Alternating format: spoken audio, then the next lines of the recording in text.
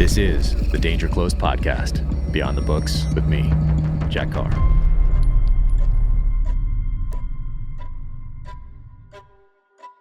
Welcome to the Danger Close podcast, an Ironclad original presented by SIG Sauer.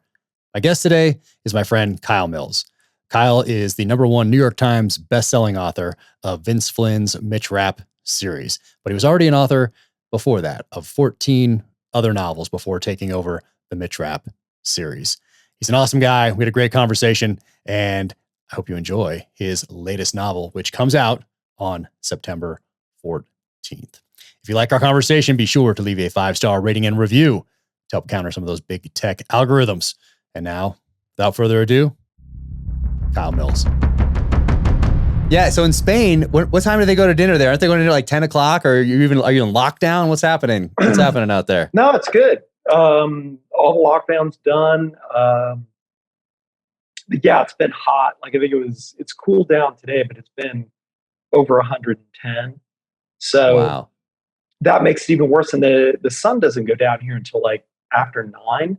Yeah. So that's why everybody lives the way they do. You know, you get up really early, you do what you're going to do early, you go to bed, go back to bed, take a little nap, and then, happy hour kicks off once it gets dark. So you can go outside. And so that's 9 to 10 or 10:30, and then dinner at 10:30.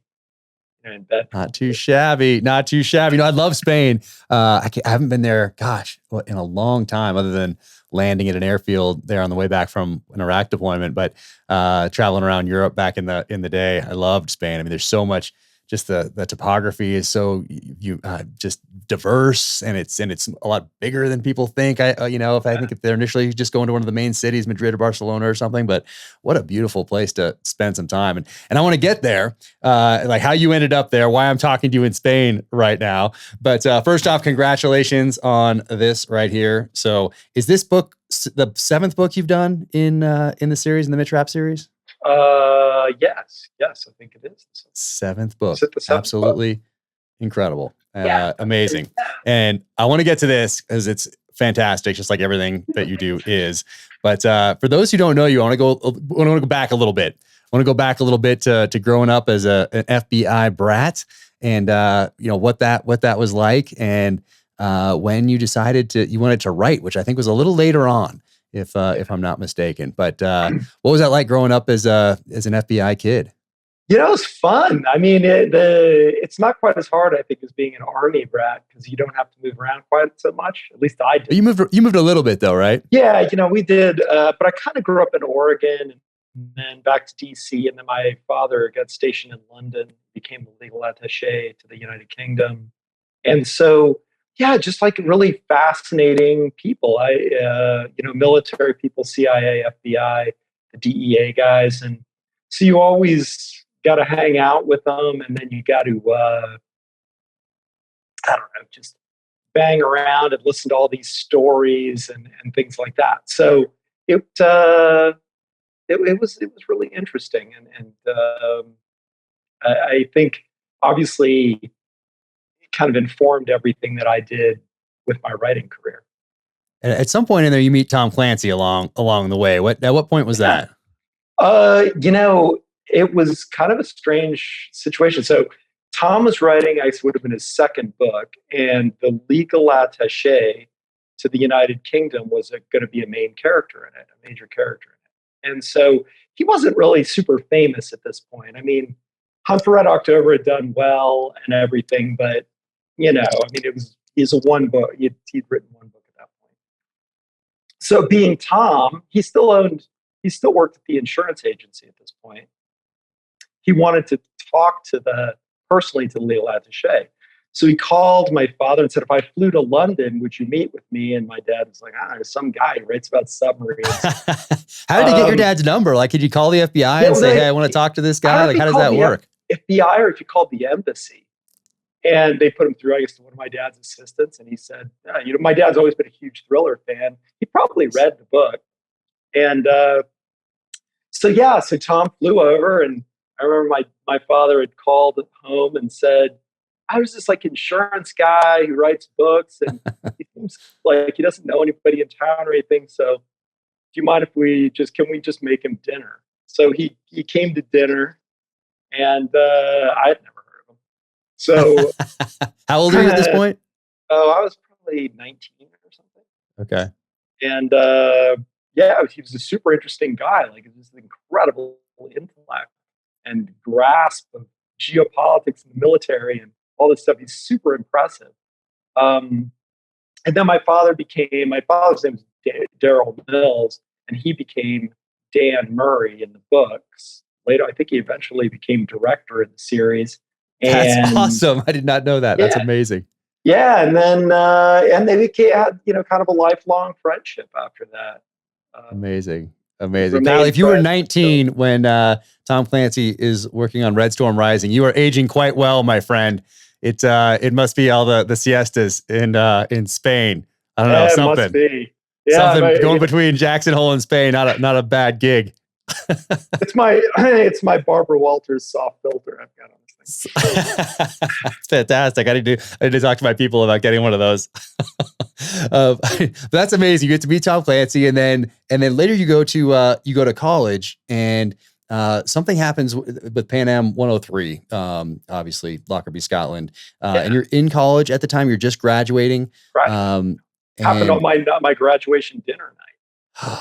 Amazing. And your dad is there, and he gets called out to go deal with Pan Am 103. We were out to dinner for my graduation, and my parents had given me a briefcase I'd studied economics, and we were having. You got the Alex P. Keaton briefcase. Oh, totally did. Yeah, that's fantastic. Which I wore out when I was in banking. And my father's assistant came in and said the plane had gone down, but at that point they thought it might just be a bit of mechanical. But there was a lot to coordinate because Lockerbie's a tiny little town. They don't have any resources.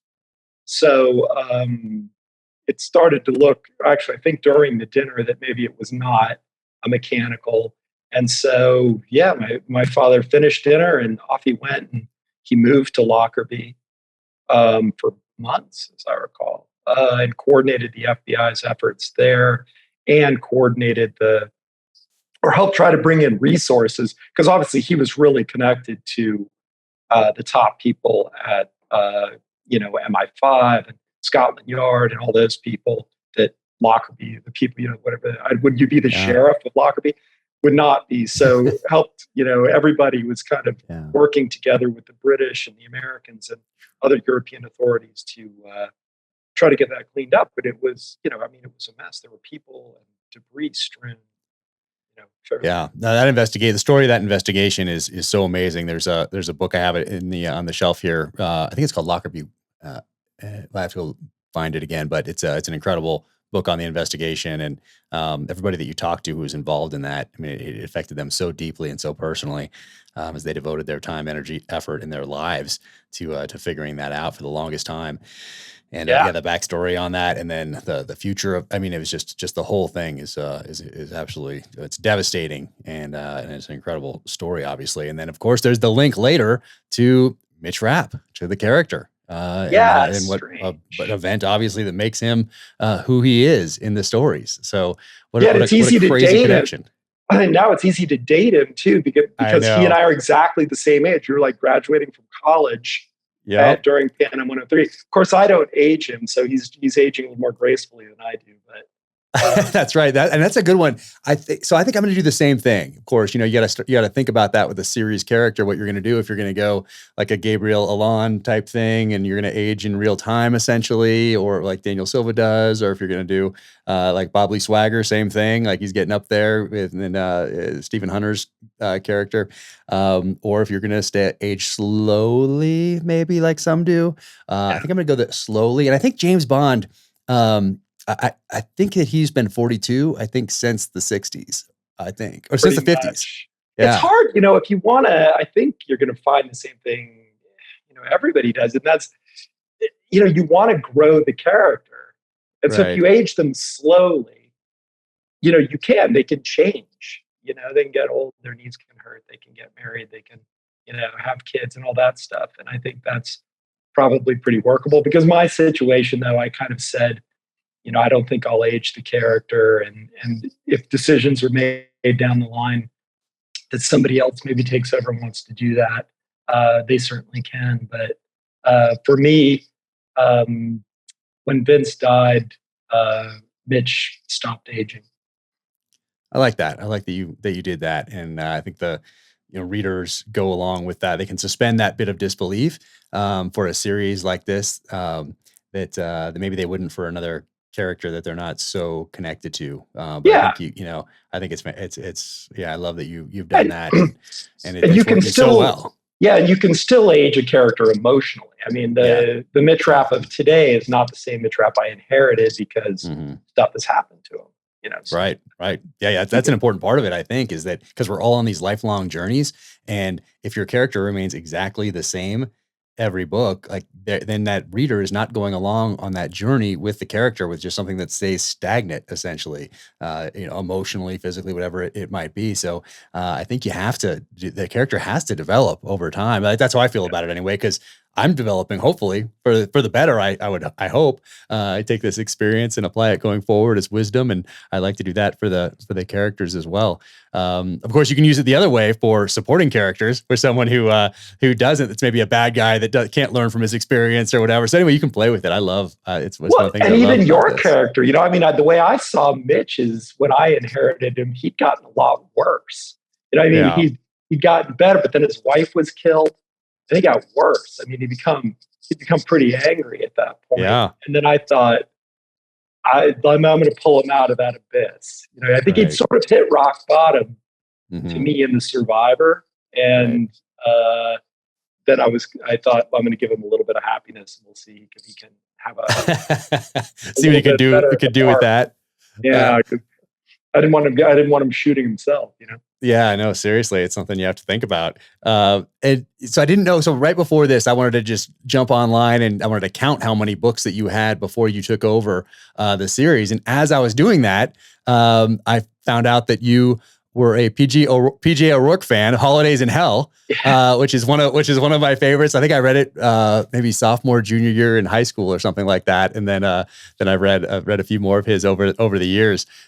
Give War a Chance. I remember reading that one, and that impacted me at a very time when I was very impressionable. And I just he's so unique in the way he writes, and I had to click on it again to see if he was still writing, and he is. I haven't peeked in on any of his work in quite some time, but I'm gonna go pick up the next the last few books and see how he's progressed over the years, because he's just so fantastic. And reading those things in the early 90s, late 80s, I mean, it was new, it was different for me as a kid who's 16, 17 years old, starting to read that stuff. And I should probably give it another read before I pass it along to my kids, just to see how it impacted me. It's pretty obnoxious. I wouldn't call that a PG book. You definitely might want to redact. Yeah, exactly. I might have to do that.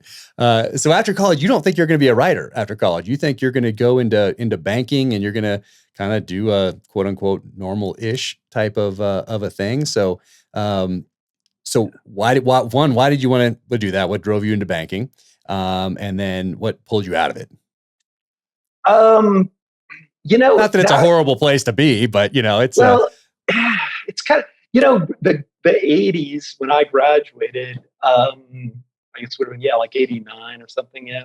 It's kind of what you did. You went to business school, you went into finance, and, I don't know, sort of to some extent, like my family, it was sort of the expectation that you would wear a tie and be a professional and make a bunch of money. And not that my parents ever stated that. It was just understood that's the kind of thing you did. And so I did. I went work for a bank. I lived in Baltimore, and I found that this entire, life that I had sort of planned out for myself, that everybody did, it was just, like I said, it was expected, didn't really work for me at all.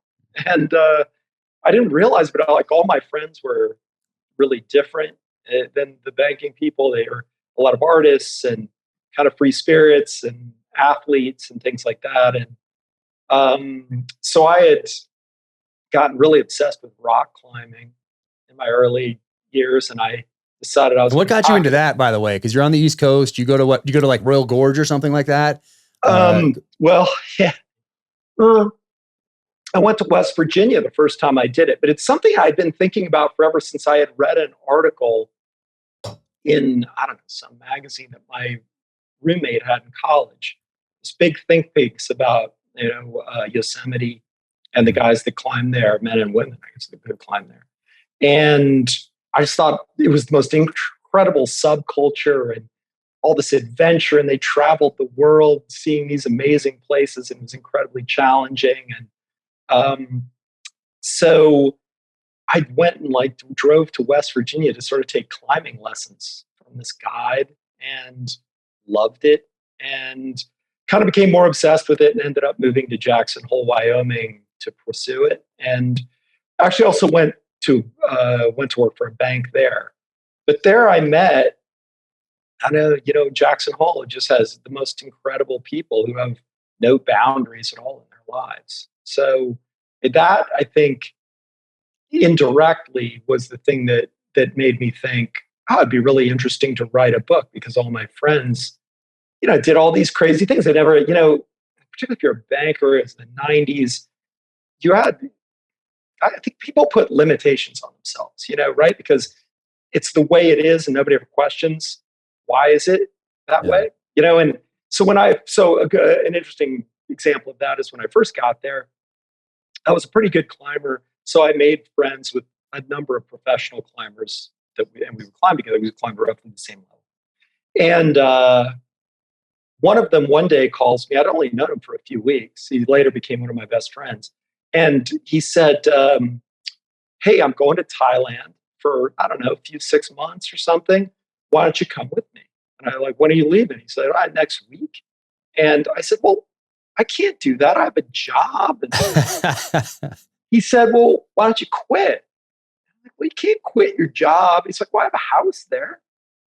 And, and he said, and then later he called me once and said, hey, me and Leonardo DiCaprio are hanging out, and I've convinced him to pay you $500 a day to come here and work on his movie.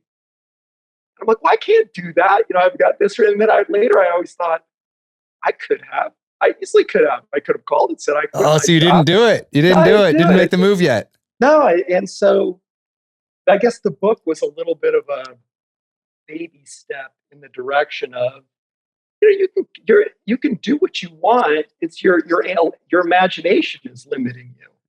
Heading towards that freedom. You're looking for some freedom, it sounds like. But you didn't start right with the book. You started with some woodworking and some other thing, making furniture. Well, I was going to, but my wife, she could put the kibosh on that. So you didn't actually do that then? Yeah, we were living in Wyoming, and it would have taken up the whole garage, and she wasn't seeing parking out in the snow. Okay, so she's like, hey, why don't you try something that's a little more, that works better with our space and write a book. And this was so long ago, we didn't even have a computer. So no way. You could buy a computer and write a book. No way. So you did?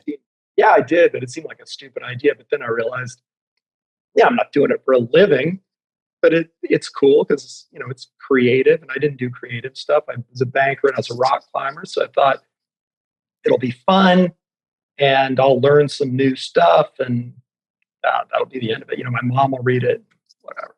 And so it wasn't really something I was looking to embark on a career with. So when you decide to go in, do you dive all the way into this first book, or do you think about it? Do you put your toe in, then maybe get the computer, then maybe the printer, and then maybe start writing some ideas down? Like, how does that all work out? Because it eventually, you create something called Rising Phoenix. And I remember where I was. I remember exactly where I was when I saw that book, and I still have it. It's in a box. I meant to grab it for this, but we have like 3 storage areas here because we're in a rental right now. But I wanted to hold it up because I still have my first, my copy, because the cover still is amazing and still holds up today. And I know I've told you that before. That is one of the great covers of the history of thrillers. I couldn't believe I got that cover on my first. It's amazing. Yeah, no, it's a great cover. And that's initially what I saw. I was like, oh, that's an interesting cover. Boom, bang, bought it, read it, loved it. So what was that process like? Like, how long did it take? When did you go all in on it? Or was it a 3-year thing, a 1-year thing? Like, how did that transpire? It was the fastest book I ever read. I think I read it in 8 months. But now I'm not counting the prep work. So I bought, writing for Dummies and say like books like that. A bunch of kind of how to write a novel books. I mean, I've always been a huge reader, but I never really thought about writing. So I did all that. And then, I had to find my process, which, is kind of hard. After 20 years, I found it now, but I had tried all these experiments. I remember like laying out all my ideas on the floor and standing on a table so I could see them all at one time. That's what I did for my first one. Yeah, I think, because you can't like hold it in your head. You can't hold an entire novel in your head for a while. After a few years, you kind of learn to compartmentalize it, but super hard flow charts and all this kind of stuff. So, I kind of figured out a little bit of my process. I mean, it took years to really figure out what I was doing that was wasting my time, but and what I needed to do that I wasn't doing. But so your wife says, right, let's write a book instead of do this furniture thing. And so do you already have an idea that's been percolating, or you buy these books first and then start thinking through some ideas and think, okay, I grew up as an FBI kid. Maybe I'll incorporate some of that. Like what gave you the theme for that book? Was it, hey, what's going on in the world right now? What interests me? What's my background with the FBI? How can I combine these things? Like what was it for that first writing journey? I didn't even know what genre I wanted to write in because I read really widely. And I've always been a little obnoxious, and I think she might have been her. I can't remember who thought of it, but I had been at a party or something, and people were talking about this is back in the war on drugs day. It's prominent now, and I had said, well, the way you could do that is just have the DEA start poisoning the narcotics supply. They'd confiscate them, then they'd sell them back, make a ton of money, and it put an end one way or the other. It put an end to the drug war. And obviously I was probably thrown out of the party immediately.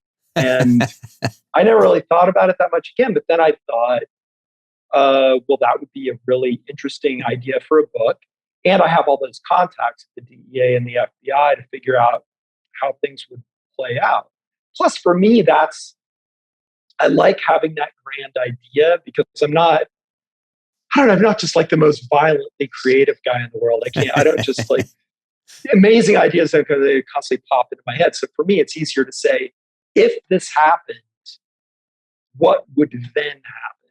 And then I have this plodding thought process. Well, the people would die, and the police would have to investigate it, and that's how my books kind of develop. Nice. And how long was that from getting that computer till you found an agent, or how did you do it? I don't even know. I've never asked you that before. Like, how did you get it published?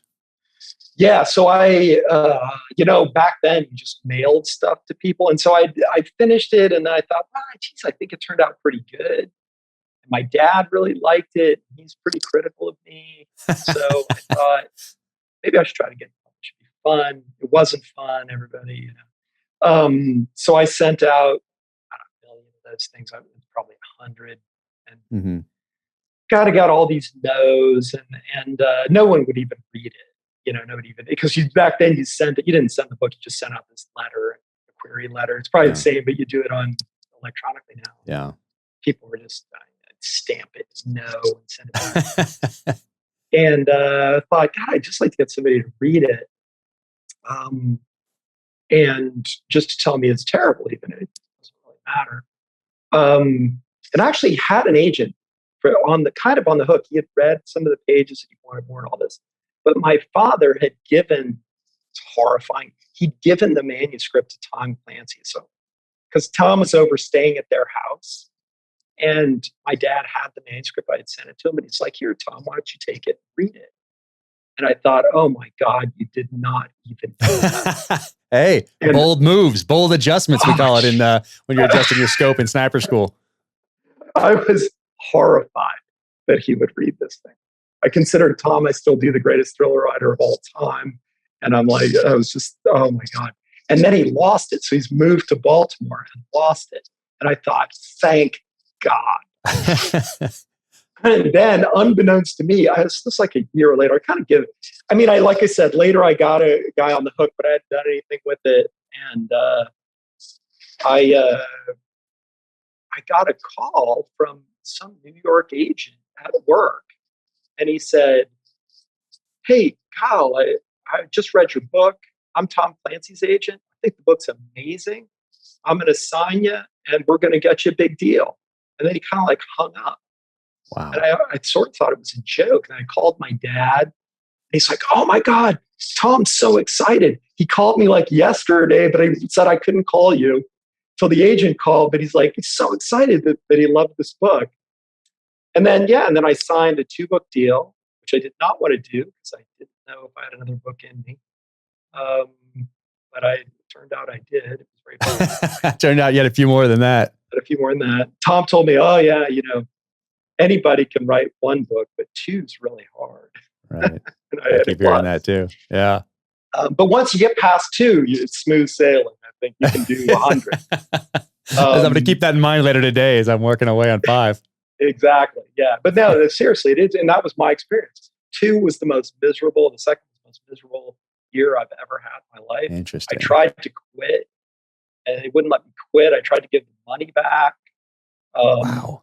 It was horrible. And then I finally did it. I finally finished it. And then 3 through whatever it's been, 21. Amazing. So you do that. And then at some point along the way, before you take over the Mitch Rapp series, you get another call from somebody about doing some Robert Ludlum books. And you did 3 of those along the way. At what point was that? And how did that get to you? How does that call come about? It was like random I can't even remember. I guess I'd almost swear they called me and not my agent. I can't remember. Maybe they emailed me. I don't know. And they had read a book I'd written called Darkness Falls. So before I wrote the Mitch Rapp stuff, I wrote thrillers, but pretty diverse in theme. Like it's just kind of whatever I was interested in, whatever I thought I could make a good book out of. So not serious characters typically. And Darkness Falls was very sciencey. And the Ludlum series, there was a Ludlum series that had kind of gone fallow that was really science oriented.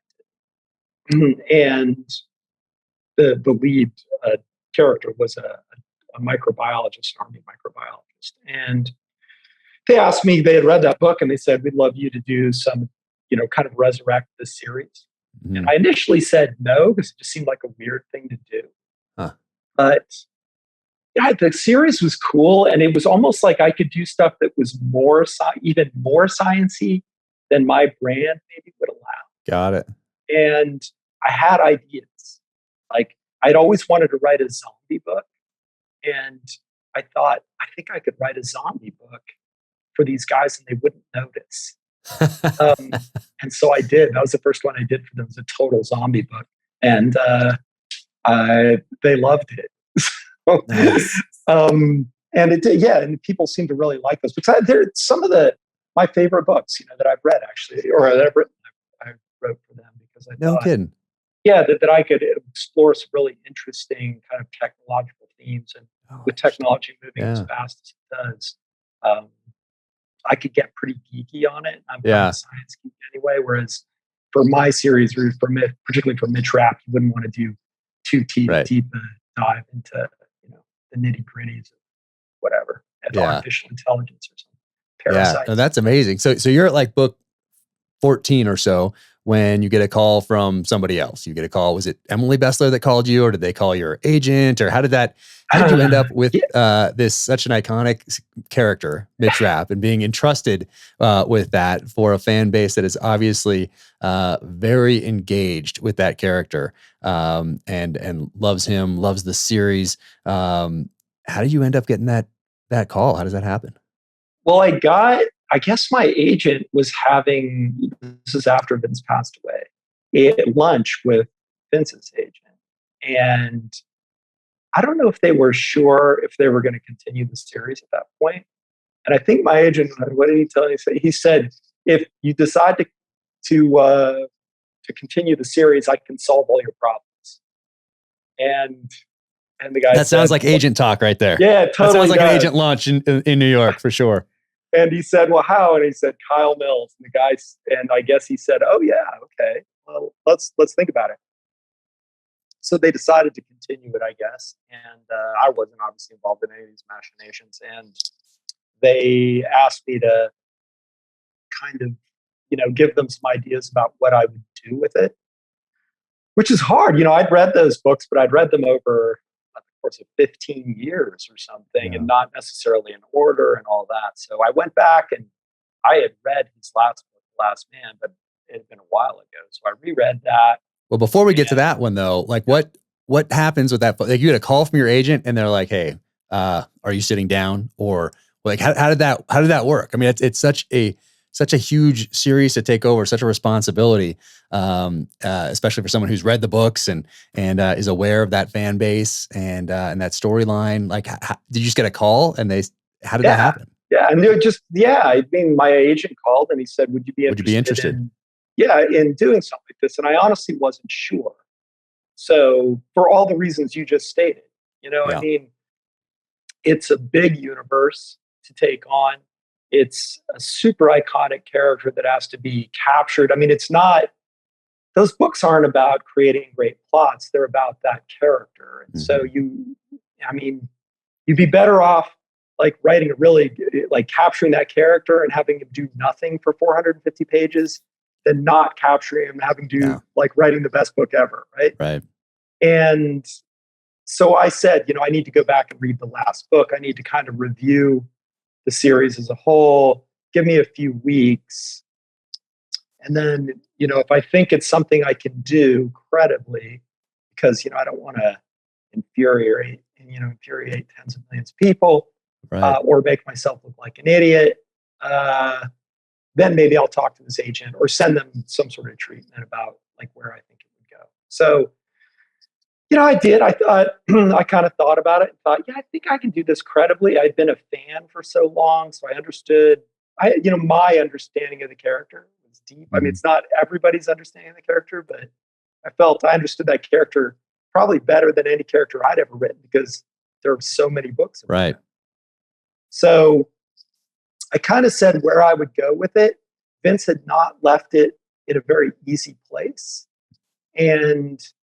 But then, I kind of told him that it probably wouldn't end up like that and that I would probably change my mind a bunch. You know how it is, ideas don't always, great ideas don't look good on the page. Yeah, things can shift as you research and new ideas come to you and all the rest of it, and things develop over the course of the process. And so, are you still nervous about writing these things in the fan base, or when the first one came out, like how nervous were you, or did you compartmentalize it and be like, "Hey, this is if they love it, great. If they don't, hey, I gave it my best shot," or how did you deal with that? Just knowing how invested people were, and this is also coming out in a time when everyone can let you know. It's not like this is coming out in 1985, where if you want to find out what people think, you can go to a couple magazines here and there and see if there's a letter to the editor and maybe a review in a couple places. No, there are going to be thousands of people letting you know directly on Amazon, little comment section and Goodreads and everywhere else, exactly how they feel about how you've handled this iconic character. So how did you think about that going into it?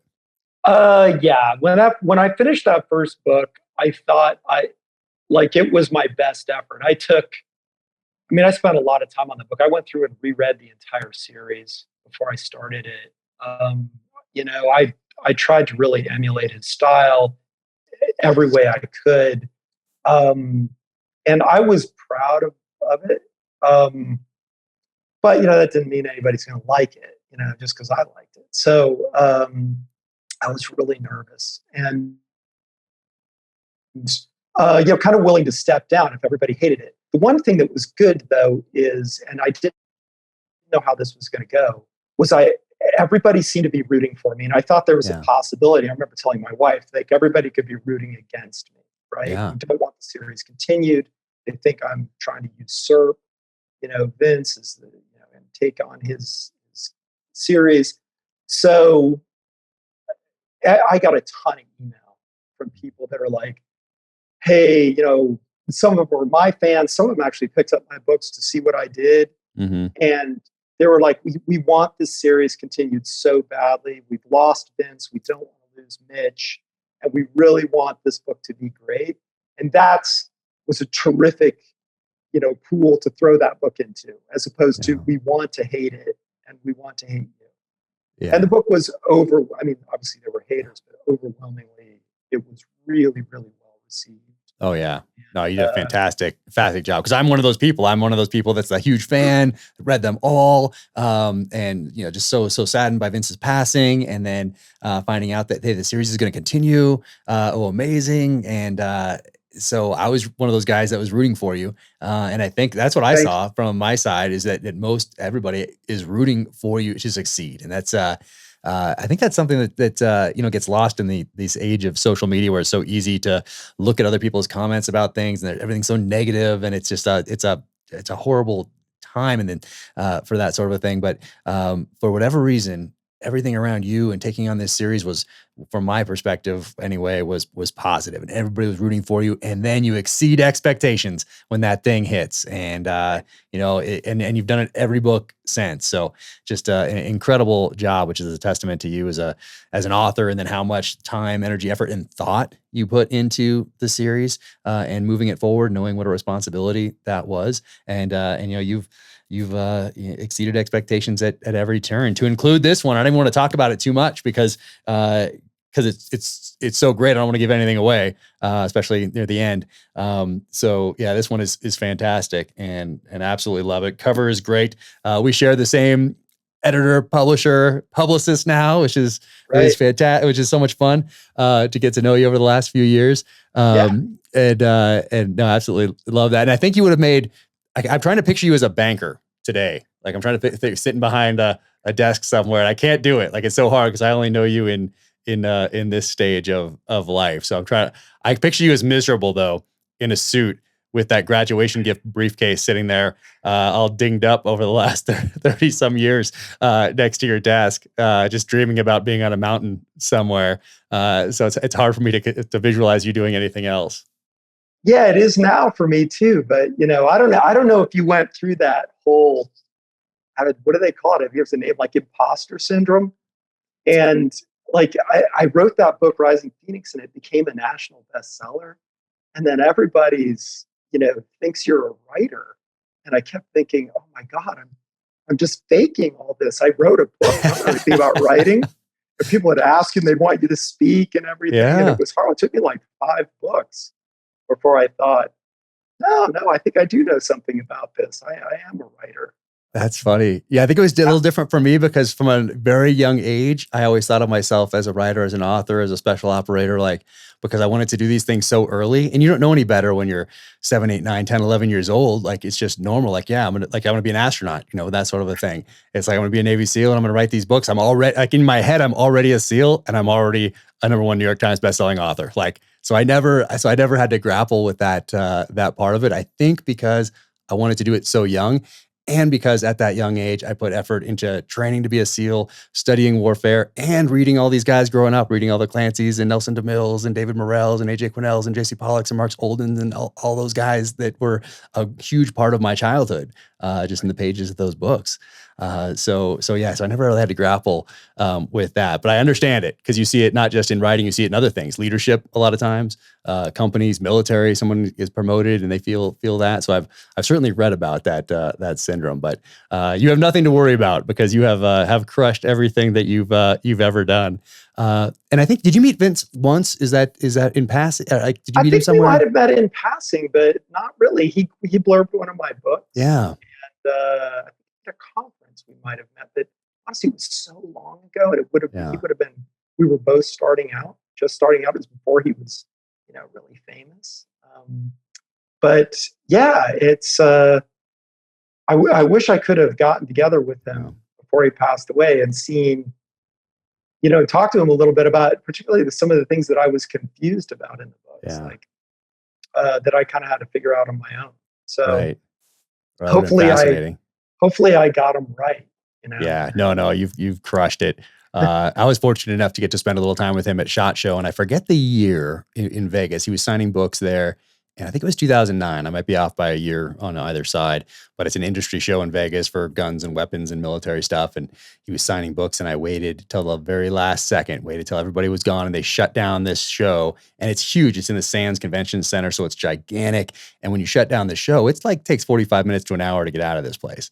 So before they shut down, I walked up, and people are looking at guns and all this other stuff. So it's not like authors are the center of attention in these things. So I got to talk to him for a long time, and I'll always remember the conversation that we had. And then we got to walk out together. So we had this 45-minute walk out as we're trying to get out of this place.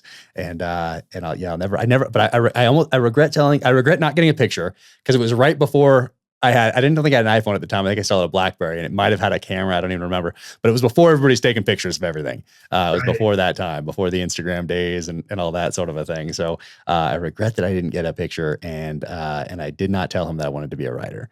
I didn't want you didn't? Really? It was so early. I still had another, so this was 2008, 9, 10, somewhere in there. Let's say 9. So I still had a ways to go in the military.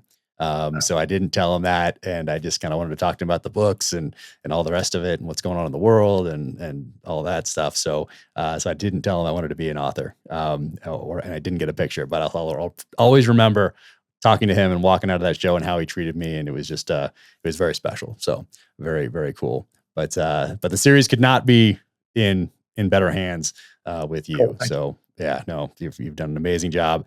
And I also wanted to ask you, so what did Spain come into the picture here? So we're talking, you're in Spain, I'm in Park City. Usually you're just up the road a few hours away in Jackson Hole, but you've been spending how many years have you been spending months in Spain?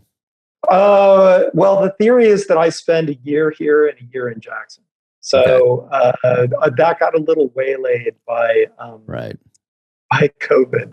Yeah. So we couldn't come back. And man, it was quite the adventure, because our residency was going to expire, and we couldn't get back. And then we figured out if we drove it was like 3 hours through a blizzard, we could get our vaccines, because nobody in southern Wyoming wanted them. And so we did. We got in the car. We got that appointment. My wife was calling like every Walmart in Wyoming. And she finally found one that they said, yeah, we've got them. So we drove through this blizzard. We got the vaccines, and then we made it here, I don't know, like a week or something before our residency expired. Okay. Because if it expires, you're out of luck for the next year, or how does that work? Well, Americans couldn't travel to Spain. Or Europe, probably at any period. But we could, because we're legal residents of Spain. So if it had expired, we'd have been locked out, and then we'd have lost our ability to renew our residency. Okay. So it would have been a bit of a kind of a big deal. Yeah. So how did you initially settle on Spain as the place you wanted to spend a year? Every other year. My wife and I both had this really positive reaction to, sometimes you have a positive reaction to different places for different reasons, I guess. And like for us, we've had them in different cities that we loved. And one of the ones that, maybe the only one that we both said, this is the place, is Granada, Spain. Nice. And I've always wanted to learn to be fluent in a foreign language. It's been that was sort of one of the things, like you wanted to be a writer and a SEAL. I've always thought, this is something I'd really like to do one day. And so we first moved here for a year with the idea of improving our Spanish and seeing what it was like. We'd spent a lot of time outside the country, but maybe the 4 months in South Africa was the longest ever. Oh, wow. So 1 year, we thought we're going to do a year. Let's see what happens. It might be horrible. It might be great. Turned out to be great. Yeah. And then you get used to those siestas, man. Yeah. It sounds pretty good. Yeah. It presents its challenges. But I like those, I think it's good to stretch yourself and to see new things, hear different perspectives. It's really different. It's a really different culture. And, everything's, old and weird, and you can't figure anything out. I mean, it's not really weird. It's not, they consider us weird, but like everything you do is kind of a chore when you do it the first time, because it doesn't work the same way or whatever. And I think that is great. Sounds like a great place to write. Go to a different spot and I've got to go to a different spot in the house. I can't write here in the office. I have to go to a different spot. I go upstairs. Now we're in a rental. I go to a ping pong table upstairs and bring a chair. For whatever reason, I have to go to a different space than I do the business side of things, just for whatever reason to make that switch. And leave all the things that beep down here in this office. But before I let you go, this one, where did you come up with the idea for the latest novel? And when you're finishing this one, do you already have the idea where the next one's going, or do you take a breath and think things through, or how does that work? Well, it kind of depends. So this one was a bit of a disaster. A little like when I wrote a book once. It was kind of about 9/11, and I turned it in 2 weeks before 9/11. Wow. Wasn't that bad, but this one, what I wanted to do and what I told them I was going to do is kind of a 3-book arc about the fall of American democracy from within. Huh. And interesting. Yeah. So I really was interested in that theory. Like, how does that happen? Because all democracies fall, right? Democracy breaks out, not, it briefly, and then it falls. That's the lesson of history, really. And so how could— You're depressing me, Kyle. Come on. Sorry. See, it's probably good I didn't do that book. So yeah, people take power, and I thought, well, you could get this really malignant president, and he could have people in Congress who were going to back him. And how much, and then over 3 books, like, how would you do it? You can now, the internet is an incredible tool for misinformation. And how would you pull that off? Like, how would you kind of do a quiet coup in the United States and turn it into still a democracy, but something more like Russia or Iran, where, people still get a vote, but it doesn't really mean anything, right? The guy that's in power is going to win 98%. So I did. I wrote that whole first draft, and then Trump lost, and there were all of this talk about fraudulent elections, and we had the Capitol insurgency and all this stuff, and it felt like really, I don't know, a little too raw. What I had done, maybe I just did not feel like would be something people would want to read about at that point.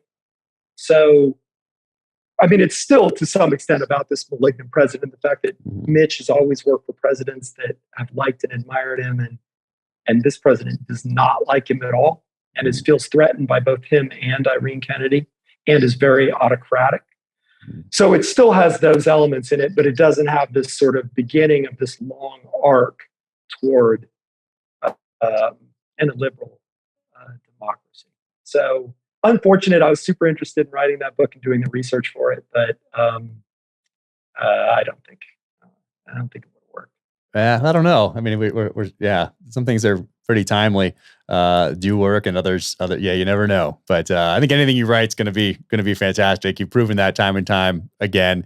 And so before we go, I'm asking this because for me, I'll not just for anyone else out there, but advice wise on writing. I know you get this question a lot, but you've had some time to think about it.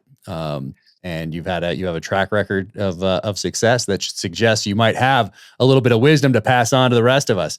But what do you pass along to people who maybe are starting their first? They're thinking about starting down this path. They're interested in it. They're readers, and they have a book in there somewhere. What do you tell them?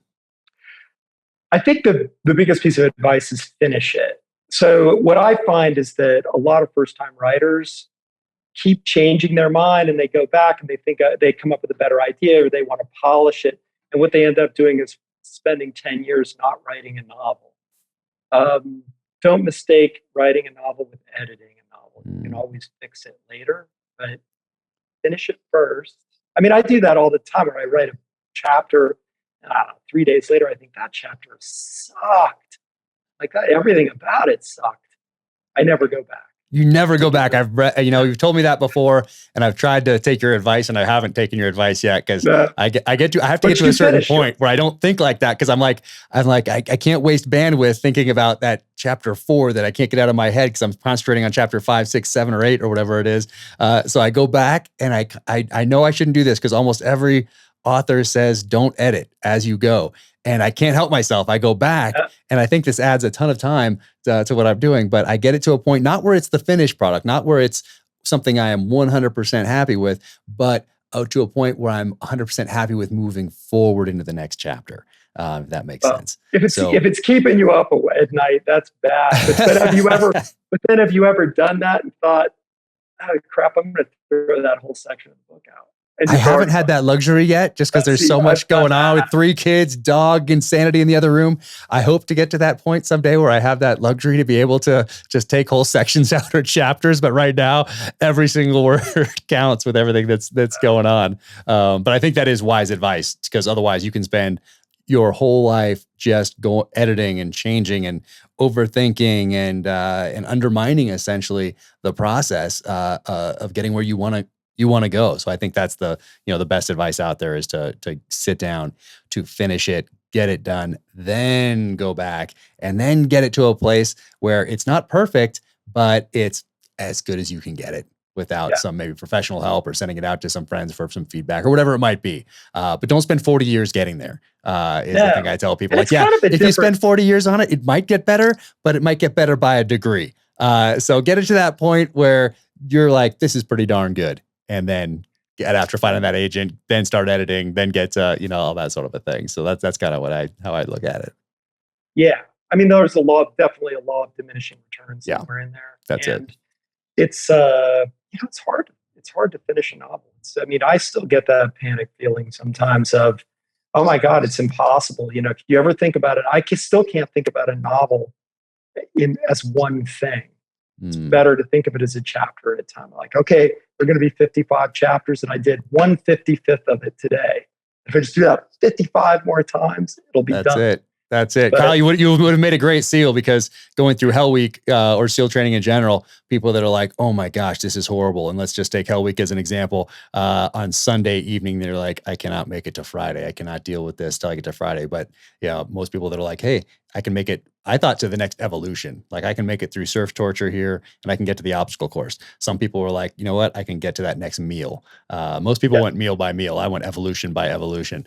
But if you think about it in terms of Hell Week and then all the months after Hell Week and all the different phases and then SEAL qualification training and then your platoon and your workup and all the rest of it, no, you gotta take those small bites, chapter by chapter. Take buds, chapter by chapter, the same way you write one of these right here. So I think that is wise advice, my friend.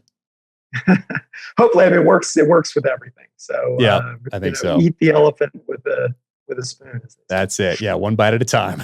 How to eat that elephant? One bite at a time. Exactly right. Awesome. Well, thank you so much for spending time with me. I know you have not a siesta now because everybody's waking up and now going to dinners now that it's getting a little later. You probably have another hour or so until dinner in Spain. But always love spending time with you. It's so cool. Hopefully we can do it again in person. Hopefully at an in-person book signing. Hopefully those are coming back here over the next year or two. Are you going to tour for your next one? I think so. I don't think it's set yet because everything's so fluid and dynamic these days, but I think the plan is to do an in-person one, but I'm not 100% positive yet. I think we're waiting to see what happens over the next few months. You never know these days. Yeah, crazy. But hopefully we'll meet up again on the road or in Jackson or down here in Park City or something. Hopefully so.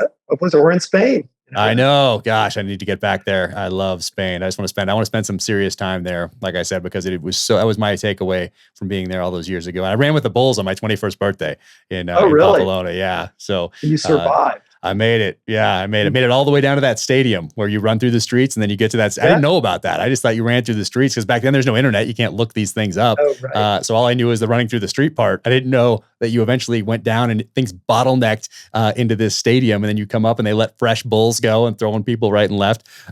So doing my Hemingway routine. But I don't think I do it today. I think that was a one-time, one and done, I think. It's not the best idea in the world. It's like rodeo. You could, but it'd be better if you did. Welcome to the gear highlight portion of the Danger Close podcast. So the guys from Premier Body Armor gave me these panels right here. And what's really cool about these panels is that they slide into this type of a t-shirt. Yeah, I just stuffed a panel in right there. And yeah, very cool. So you can wear this with a kind of low vis type stuff, like a suit or something like that. But front and back panels. This is the Phoenix panel right here. And what I also like about this is if you're going low vis, it protects that upper thoracic. And if I'm saying that wrong, I'm sure someone will be more than happy to correct me. But back in the day when I was looking into gunshot wounds and shot placement and all that sort of thing, it was really this right here, upper thoracic, where you didn't want to get hit with anything. So this is pretty cool. So thank you guys for sending this out. Awesome. I can see a lot of application for that, but that's cool. But what's even more cool is this. What is it, you might ask? Well, it's a premier body armor, armored koozie. And I know that you have always wanted one of these. I certainly have. But very cool. Look at that. Keeps your beer cold and protected. So you can do that. And what else? Look at that. They thought of everything. You got a little can opener. So very cool. Awesome. Thank you guys for sending this out. Sincerely appreciated. Check them out. PremierBodyArmor.com. Thank you for tuning in to the Danger Close podcast, an Ironclad original presented by SIG Sauer. You can find more about Kyle Mills at kylemills.com and follow along with him on Twitter at Kyle Mills Author. This is the 7th book that he has written in the Mitch Rapp series and the 20th book featuring counterterrorism operative Mitch Rapp. So pick this up September 14th, and you can follow me at Jack Carr USA on the social channels, and official jackcarr.com is the website. Be sure and leave that 5-star rating and review. And until the next time, stay strong out there. Keep fighting. And a special thank you to Schnees. I've been using Schnees boots for over a decade now. As you can tell, for these ones right here, just some of my favorites. These are the granites. I think every hunter should have a pair of these in their quiver. But these guys right here, these are the ones that I wear when I'm going into the backcountry and hope to come out heavier than when I went in. So right here, granites, awesome boot. Absolutely love these. You can see these have been worn quite a bit. These are some of my other favorites right here. So these are the Hunter 2s. These are, I would wear these all day, every day if I could. But amazing boot. Love everything they have going on over there at Schnees. So be sure to check them out. I have some new boots now. I think I have 10 pair right now. My wife has a pair. And then I just got a couple new pairs. And right here, these are the Beartooth. I've wanted these for a while. So super excited about trying out the Beartooths. That'll happen this summer and fall. And then the Kestrels right here. So those are a couple new pairs that I have in the arsenal that I'm looking forward to checking out here soon. So if you haven't heard of Schnees, check them out online, check out their story, check out their Instagram. The boots they make in an Italian boot factory. So those are handmade in Italy. The only place you can get them is through Schnees directly to you. So you're getting more boot for your money. And every part of these things, you can just tell how much care and how much time, energy, and effort goes into these boots right here. And what's also great about Schnees is that you can go visit them in Bozeman, or you can give them a call and tell them about where you're going to hunt, what you're doing, and they can make some recommendations for you right there on the phone. So Schnees, thank you so much. And I'm going to read this part because you get 10% off. So I don't want to mess this part up. When you shop at Schnees, and that is SCHNEES.com, make sure you use the promo code JACK21, JACK21. When you do, you'll save 10% off your pair of Schnees boots and logo wear. These handmade hunting boots usually sell out fast, so grab your pair today. Take care of your feet. Don't compromise. Upgrade to Schnees. Again, that's Schnees, SCHNEES.com, and promo code JACK21.